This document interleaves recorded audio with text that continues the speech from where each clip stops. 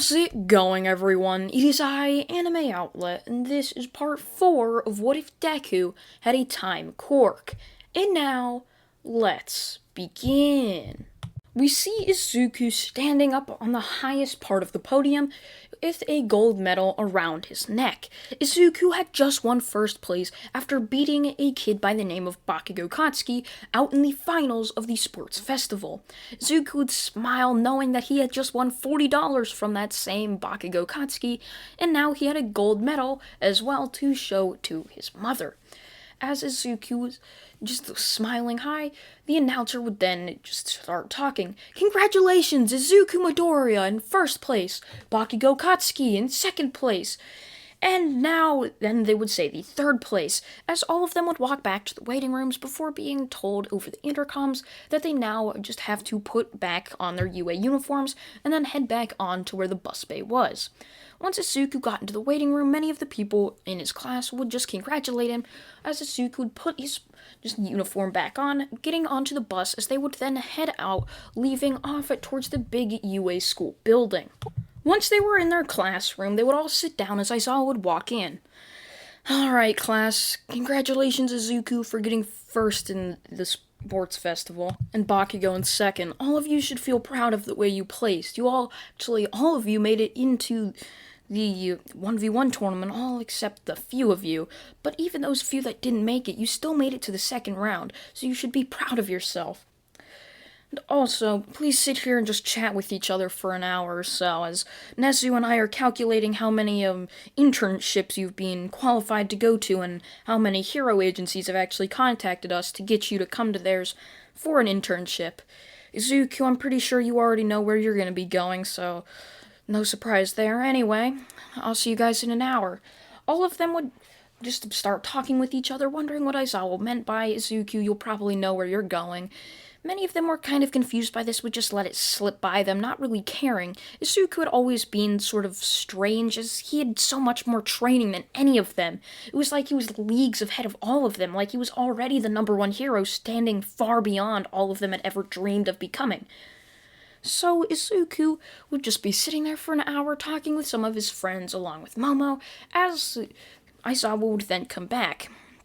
Alright, Izuku, here you are. Before Aizawa would then go around to every other student, handing out all of the papers, as Izuku would look on it to see that Aizawa had written down a singular name. It was the same hero agency that had helped him out in training him all of those years that he was before UA High School. So Izuku would just say, alright, I guess I'm training with them again, as the weeks would end up passing, as Izuku, along with everyone else, would just go out to their internships that same day to go and start their training. Once Izuku arrived there, they would instantly give him a temporary quirk usage license, as they would then send him out on his own, as they'd make him put on his hero costume before just throwing him out into the wild. Alright, Izuku, keep track of how many people you've arrested, all of that. We've created a fake hero name for you. It's Water Bottle. Your fake hero name's Water Bottle. Don't question it. Anyway, you're gonna have a week to stop as many villains as possible. Make sure you keep track of all of the villains you stop and what kinds of crimes they committed while you were stopping them. So, anyway, you may now go. As they would then give Izuku a small notebook, as Izuku would put this in his pocket, as they would then start a timer. As Izuku was jumping off on the rooftops above, he would be thinking, Water Bottle. They really couldn't have given me any other creative name besides Water Bottle. Oh wow, look, it's the hero, Water Bottle, with a quirk that has nothing to do with water. I mean, okay, I guess. Izuku would just jump around, continuing on, just looking for any sorts of crimes, as he would start to just stop all sorts of different muggings, crimes, robberies, all of this, as he would just keep on tallying them down in his notebook, while also he was thinking about what better hero name he could possibly pick out. Along the way, Izuku would end up stopping in an alleyway, as he would see someone standing over someone lumped against the wall. As Izuku would smile, knowing finally some good action. Stopping time, Izuku would walk up to the person to see the person had a big katana in both of their hands, standing over over just some random person who looked to be a hero in costume. Izuku would see this as he would then chop the person's neck before muttering under his breath that time has begun moving again. The person standing over this hero would then go unconscious, having Izuku's blow hit in the exact right place to knock him out, as the hero would stand up, looking around before shakily asking Izuku where he just came from, as Izuku would say, "Oh, I used my quirk to get here. Anyways, who's that?" He looked quite dangerous. The hero would then start just muttering and stuttering, have you not heard? That's the hero killer, Stain. He's killed all sorts of heroes around here. How have you not noticed?" Izuku would shrug his shoulders, just saying, I don't know, I just really don't pay attention to the news at all. The person would then run off before asking what his name was, as Izuku would just say his hero name was Water Bottle. The person would look on strangely at Izuku before rushing off again back to his hero agency, where he would then tell a story about how a mysterious hero that just appeared out of nowhere by the name of Water Bottle had stopped the hero killer. As Izuku would then tie the person up before writing hero killer and hero killing as the crime, before underlining that just to emphasize that it was probably a strange and weird just encounter, as the police would roll up, many of them arriving along with an ambulance just to make sure no one was hurt, as they would see Stain tied up completely unconscious and would see a completely unscathed Izuku. Aren't you a bit young to be a hero?" Izuku would shake his head before just saying, "So anyway, this hero killer guy, is he, strong?" The police would nod his head, saying that they've been searching for him for months and he's killed countless heroes.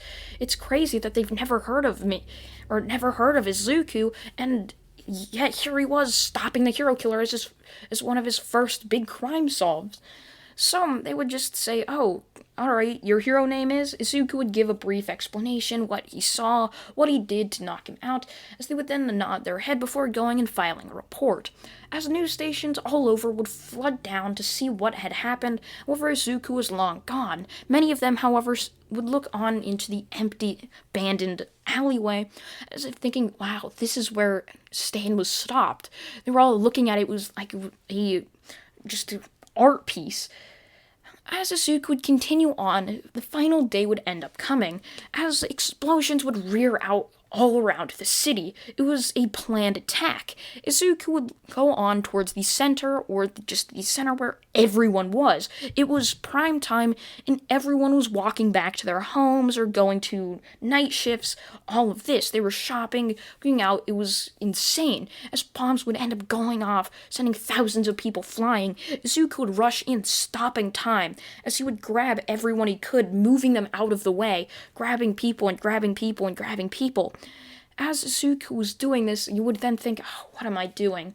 Rewinding time back to when just the devices didn't explode, where you would then yell for everyone to move that way.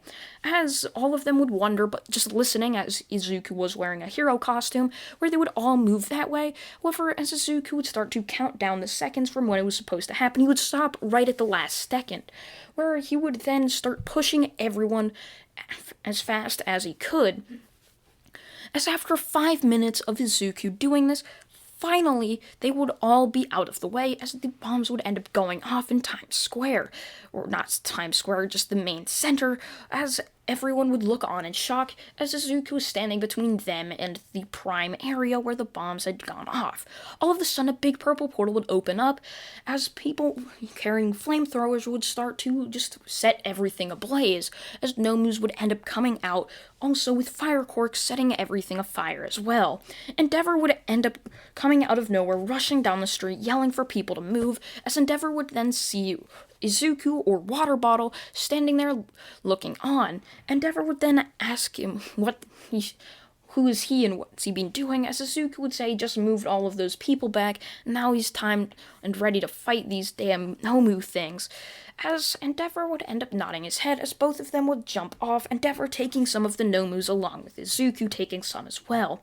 Izuku would easily take care of all of the Nomus, rewinding them back to when they were actually people, as he would then put them into handcuffs, as he would then set them aside to where the police blockade happened to be. Endeavor would see this before Izuku would rush in, knocking Endeavor out of the way, doing his job, as Endeavor would yell, saying that he had them, but Izuku would just blow him by. Endeavor, this isn't the time to be wondering and trying to get all the glory. We're only here to try to save as many people as possible. You've got to remember that. As Endeavor would end up listening to this, Izuku would end up defeating all of the Nomus, as the attack would end up stopping for the night, as cleanup crews and police would flood the scene, taking statements and all of this from the people, and many of the people who had been moved would give great stories about how that person knocked Endeavor out of the way and off of his high horse, and was able to easily defeat all of the villains along with getting them to safety just in time. As the police would take note of this, asking to what his hero costume looked like, as none of them happened to know what his name was. As overnight, Izuku's just credibility and all of this exploded even farther from what the Stain incident had given him. So when Izuku walked back into his hero agency on Saturday, they would all just be in shock. Well, kid, you possibly just made the entire country fall apart in love with you. So I'd suggest not changing your hero name as Water Bottle. Sorry for making that your sort of permanent name now, since you already built up a reputation with it. Izuku would then just sigh, thinking about all the great names that he had come up with, and now he's stuck with a Water Bottle. Wow, what a great hero name, of course. He can't wait to become a hero with Water Bottle as his name. So as Izuku would go back into school, many of the people wouldn't know what Izuku had done. Sure, they recognized Izuku's costume, but they didn't know who it was. Oh, well, obviously they knew it was Izuku, but they didn't really want to say anything. However, Aizawa would blatantly just say, "Wow, Izuku, you made quite the statement with all of this stuff you've been doing over your internship. Wonder why you all weren't able to manage to beat the hero killer and stop a bunch of Nomus. Maybe you all need to start being trained by Izuku," as many of them would just sort of awkwardly laugh, not wanting to face Izuku after seeing him easily knock out Bakugo. Some thought who even Izuku couldn't beat at the start from how powerful his explosion quirk seemed to be. So as all of this was happening, all of them would end up taking the final exams and passing it, where Aizawa would then tell them they're going to be going on to a summer training camp where they're going to be training with some of the best mountainous heroes, just as an extra form of search and rescue and just territory training, different ecosystem environment types of training. They all would visit their parents, bidding them farewell, as they would then hop onto a bus, as the bus would go around the city picking everyone up. As the bus would then speed off into a random direction off towards where the mountainous woods were.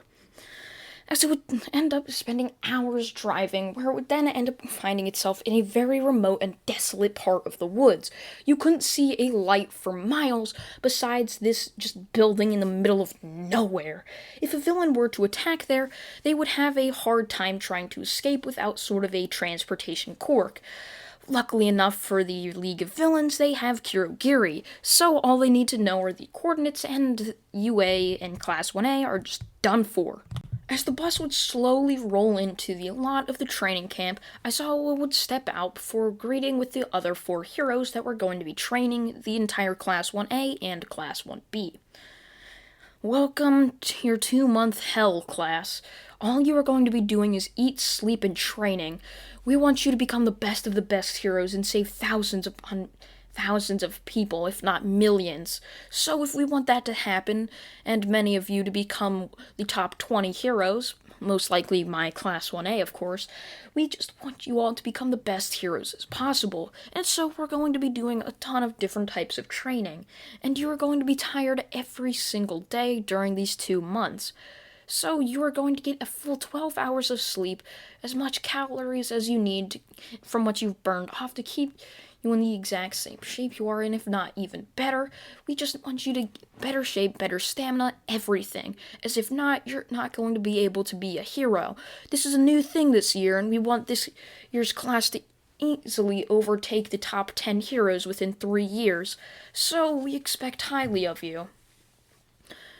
As Aizawa was saying this, the training would end up beginning, as someone would start to run, as people wouldn't know what to do. Aizawa would then tell them, "You all have to catch him, and if you don't, you all don't get dinner for the next 3 days. Or any food, rather, for the next 3 days. Only water. So I suggest you speed off now." Izuku would stop time as he would rush off to where that person was, deciding that it's best for them just to get food before Izuku would then wait to think. Well, I'd at least make it a little suspenseful, so why don't I wait until he's right at the finish line, and then, right as he is, I stop the time and grab him before anyone can even notice. As all of this was happening, Izuku would mutter that time had begun moving again, as everyone would then jump off, speeding off towards where he was, as Izuku would then go into the woods, deciding that he'd find them eventually, as he would ask Aizawa where the finish line was. Aizawa would point to it before telling Izuku that he can't just sit there and camp. So Izuku would decide to run off with them, as he would end up meeting with his class, stopping time as he would end up catching up to where the person was running off to, as Izuku would hide in the woods, slowly watching him from afar, jumping from tree branch to tree branch, keeping his distance so you couldn't smell him or even hear him. As Izuku would see the person about to stop through the finish line, as Izuku would stop time. Rushing to him, he would end up grabbing the person by the neck, completely incapacitating them, knocking them out, as time would begin moving again, as Izuku, now with the unconscious giant, as it would then start to fall backwards behind the finish line, as Izuku would jump up, as dust would fly in the air from its body hitting the ground. Aizawa would be shocked seeing Izuku appear out of nowhere before shrugging, thinking that he'd expect no less from Izuku, being that he's the star student in all of the first years, and maybe even UA, that is. As Aizawa would think back to Mirio in Class 1A, or 3A. As Aizawa was thinking this, everyone else would end up seeing the unconscious person, thinking Izuku must have done it, as Aizawa would sadly give them all food, thinking it would have been so much fun seeing their faces, realizing that they're not going to be able to eat for the next 3 days. It's a shame Izuku had to be in my class this year. It's really a shame.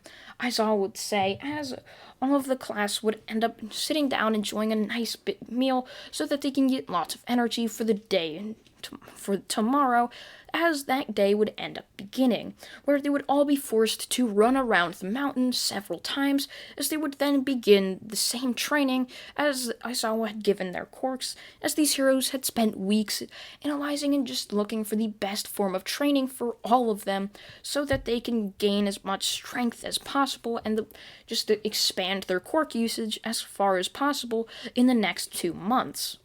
As the final day would finally approach, everyone was completely exhausted, as Aizawa had decided to give them all a day off, where they would then, at night, everything would start to change. Aizawa would tell, alright, that ends your day off. So anyways, we have a fun activity for you all to do. Since it's nighttime now, there's an entire forest and just a blank dirt, just a lot of land out on the forest. So why don't you guys take a jog out there and try to beat Izuku? We'll come with you, of course. Well, at least I will. These guys will stay back and monitor everyone else staying inside having to do summer school. So, anyways, let's begin. As all of Class 1A and Class 1B who had passed the final exams for that year would all rush off to the dirt lot to face off against Izuku. As Aizawa would then see them all there, as Izuku would be standing there, as Aizawa would then tell all of them, pointing towards Izuku, that they now have 25 minutes to beat Izuku. As all of them would rush off towards Izuku, as Izuku would then stop time, as everyone who was still out separated, so they weren't really clumped up in a big group, Izuku would go in just punching everyone in the stomach, knocking the breath out of all of them. As Izuku would go around doing this, he would mutter that time had just begun moving again, as everyone who was just behind him got just completely destroyed, falling down to their knees, or down to their side, gasping for air, not able to breathe, as Izuku had knocked the air out of them. As Izuku would then dodge all of the incoming attacks, as many people were still shocked. Izuku would easily knock these people out with a single punch, as it looked just completely like a bloodbath. It was much like Mirio's fight against the entirety of Class 1A in Canon My Hero Academia. As Izuku was doing this, however, an explosion would go off, much to the one that happened in just prime time in the city where Izuku was taking his internship. As Izuku would see this, blue fire would explode over the horizon and tree line, as Izuku would look on in complete shock. As Izuku be looking on, he would end up seeing people come out of the trees, looking on as if they were about to attack all of the UA students. As Izuku would see this, he would look on towards Isamu, as he would then grab his sword out of his belt, having not had to use it for quite a while. As Izuku would stop time, he would rush around before slicing every single tree around them in half. As Izuku would slice all of the trees, making the dirt patch quite a bit larger, as he had destroyed 2 trees from the dirt patch into the forest. So as all of this would happen, all of these trees would fall down onto everyone below them, crushing them instantly. As time would begin moving again, all of these people would be stuck or even killed under all of these massive trunks of these trees. They were completely massive trees, and so these guys didn't stand a chance against them. As a portal would then open up again, as Shigaraki would be clapping. Well, if it isn't the star student of Class 1A along with UA. Be a shame if you were to, go missing. As Izuku would start to fall through a portal, as he would then stop time once again, much like he had done in the USJ, where he would then grab a hold of one of the students next to him, as he would then push up, pulling himself out, as he would end up grabbing the person's hands, as the portal would end up remaining. As the time would begin moving again, Izuku would feel the person pull against him, having Izuku just pulled on him to get up, but he would pull him back out of the portal, as Kurogiri would just say, "Sir, I don't think that's gonna work anymore. He's clearly been able to get out of the portals, even after the 2 times we've done it to him." Shigaraki would nod his head before saying, "I guess we'll have to do something else then." As all of them would end up being surrounded by even more villains, saying, "Alright, we want all of Class 1A to come with us. We don't care about those nobodies, Class 1B. They can be spared for now. Just know once Class 1A is gone, they'll have to come with us once more." As all of the Nomus would end up coming out of the tree line, having stayed back within the confines of Kurogiri's portal. Once he would let them free, all of them would be holding civilians along with everyone. Well, they wouldn't be holding civilians, they would be holding all of the heroes and the students and their fellow classmates that had stayed back to do the summer school, as they would be holding them by the neck, using them as a threat. As many of them not sure what to do, as they would then say, "Fine, I guess you can take us." As Bakugo, Todoroki, Izuku, Momo, Ida, Aizawa, and many of the people there would give themselves up, allowing for this all to happen. Izuku would think that he could probably use his time stop to beat him, but he's already used it so much, and if he uses it one more time for a long enough period, which would cause enough to destroy all of the Nomus, especially if he uses his rewind or fast forward, he'd probably get knocked out, and he doesn't want to get into the hands of these villains, because Izuku knows if he ends up going with them, the villains would probably be satisfied. Izuku heard him. He knew what was the minds of going on in Heroes, and he had been taught certain situations just like this. So Izuku was going to go along with some of the risky training, because things like this could be completely 50-50.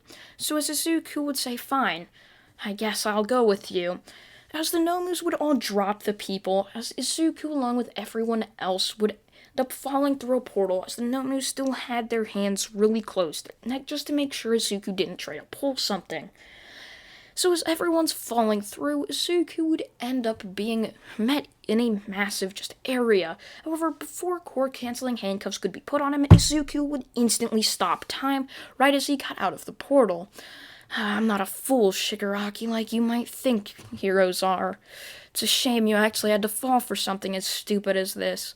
As Izuku would then grab the falling Shigaraki by his leg, pulling him completely out of the portal, grabbing him by his neck, before slamming him down into the 2 other people that happened to be in the hideout as well. as Izuku would slam Shigaraki into them before throwing him into all of the glass behind, as Shigaraki would be laying motionless in air, having lost contact with Izuku. As Izuku would say time has begun moving again, Shigaraki would slam right into a bunch of these just alcohol bottles as shards would go flying, landing in his eyes along with his face as he would scream out in agony. The two people who Izuku had hit him against would just be sent flying back, and they would get up just in shock as Izuku would stop time before rewinding both of them down to when they were just babies. Well, not babies, he would rewind them back to when they were kids before putting them on a couch, telling them that they need to be quiet. As Izuku would see both of them, he would then grab Kurogiri's metal plate, as he would rewind him, where he would then rewind back into a mysterious hero, where Aizawa would then recognize him just being in complete shock. It was a hero that he was friends with back in UA that happened to go mysteriously missing. As that would end up happening, Izuku would look on towards Shigaraki, who would end up getting up, still holding both of his eyes. Damn you! What the hell? As Shigaraki would jump up before an arm would end up being met, before Shigaraki could end up fighting Izuku. Calm down, Shigaraki, I'll handle it from here. A giant person with a fake Darth Vader-looking mask stood right towering over both Shigaraki and Izuku. My, is it the Izuku Midoriya that I happen to meet? Well, it's quite nice to meet you for the first time. Izuku would feel odd having recognized that voice. He had heard it over phone calls many times before, as Izuku would look on as the person standing before him would then sort of laugh, in a very twisted, odd way. I guess you recognize me, young Izuku. It's finally time you are able to meet your father. As Izuku would look on in complete shock. What? Isn't that funny? Someone who's destined to become one of the greatest heroes of all time. Their father's the greatest villain of all time. It's quite actually cliche. I'm surprised this isn't some sort of movie plot.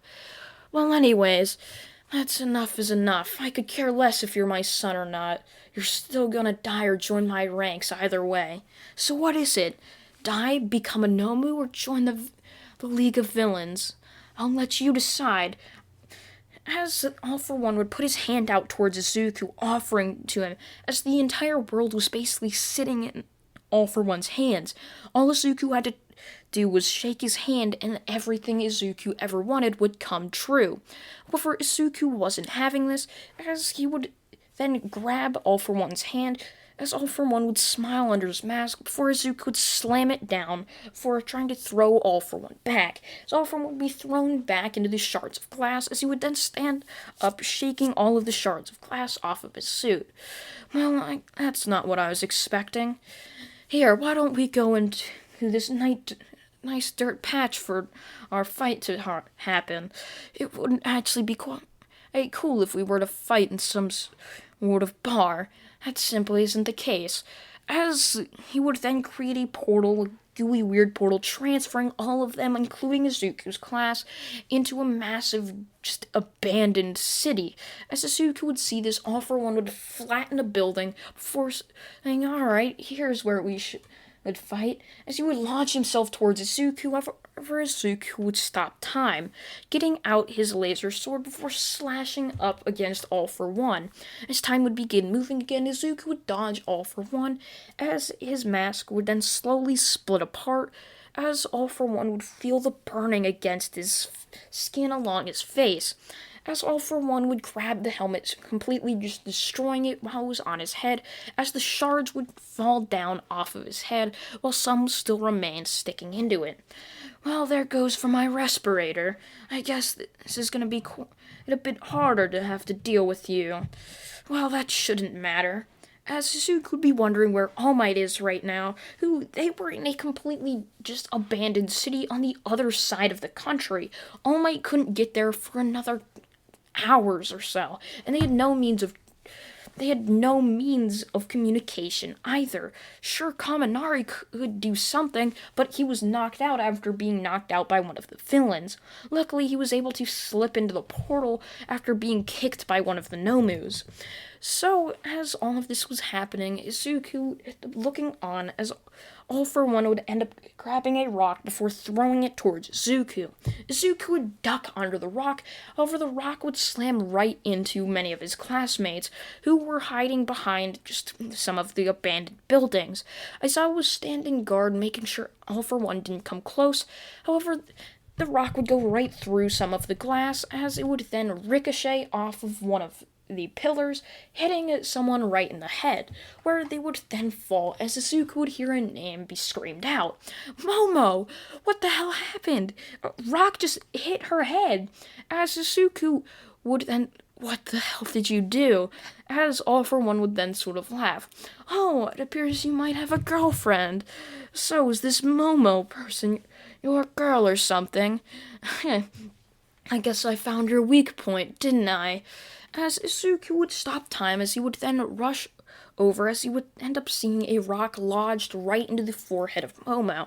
As he would pull the rock out, dropping it as it would freeze in time, he would end up seeing that the rock had completely shattered her skull, and she had a complete lost cause chance of living. She wasn't going to make it out.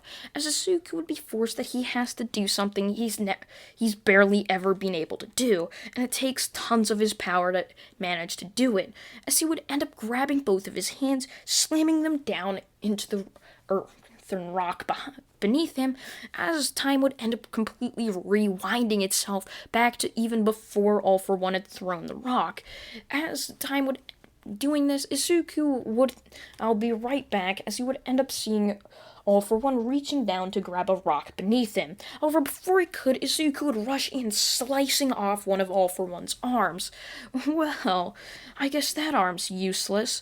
However, before Izuku could think anything of it, the arm would end up coming right back, flying back towards Izuku, grabbing the back of his neck. As Momo would end up jumping out of the corner behind, yelling, Izuku, no! However, instantly, a laser would be going right through her neck, as she would end up being just completely dead, as it had completely destroyed, decimating her brainstem in an instant. As her limp body would fall down to the ground, Izuku barely able to look over his shoulder to see it, he would then say, oh god, not again, as All for One would throw him into a building, as Izuku's hands would touch the ground, as time would completely start to rewind back itself, back to the point that never happened, as Izuku would now decide, oh my gosh, not this again, as Izuku, now his sword in hand, would launch over towards All for One, cutting his hand off, as Izuku would then turn behind and cutting it All for One's other hand in half once again, as its wrist would be slowly trickling on the floor, crawling back to All for One, before it would be stomped and just destroyed by Izuku's fist. Jeez, All for One would then just sort of laugh. Well, it appears you've seen something like that before. Guess you just decided not to take any chances. As All for One would appear right above Izuku, towering over him, as his fist was right over Izuku's head. As the shadow would loom over Izuku, it would end up going right down towards Izuku's face, however Izuku would duck under it, as Izuku would then take the opportunity, as All for One's fist was down, as his entire body of motion was going down. So Izuku would stop time, appear right behind him, before pushing him down. As All for One was going down, Izuku would slice with his sword, making All for One go clean in two. Was it worth it, All for One? Was it worth killing all of those innocent people? I'd like to know your answer before I end you, as All for One would then sort of just laugh. All those innocent people. Everyone's sinned in their life. It just matters what type of sin it was, or how bad it was. No one's truly innocent, Izuku. When will you learn that?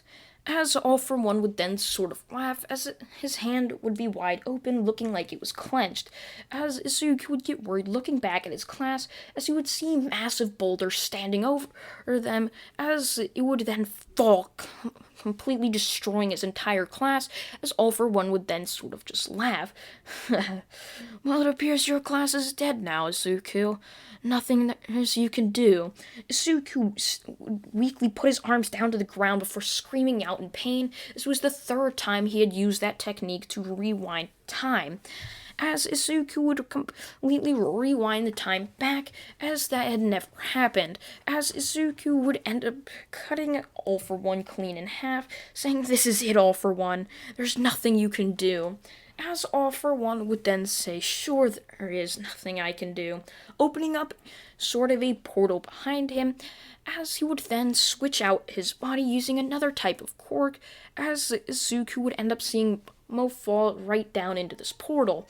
Izuku would reach out his hand, grabbing her hand before trying to reach her out of the portal, as she would end up screaming in agony as Izuku was doing this. Izuku would get worried, pulling her out of the portal even faster, as you would then see half of her body had completely disintegrated, or he would end up seeing a greenish liquid all along her upper torso as it would completely eat away at her skin. Izuku had realized that it was acid. Damn it, All for One. How does he keep doing this? As Izuku would then stop time once again, rewinding it all the way back to the start of the fight, as All for One would then be standing in front of him. "Now then, Izuku, why don't we begin the fight?" However, before All for One could even continue, Izuku would plunge his laser sword right into All for One's respirator/helmet, as Izuku would rewind time all the way back to the start, just not even having anything anymore, putting it right through his skull, killing All for One instantly, as Izuku would twist his sword as the limp All for One body would fall backwards. As Izuku would then fall down to the ground, just with his head up to the sky, and just wondering, what the hell did I just get into?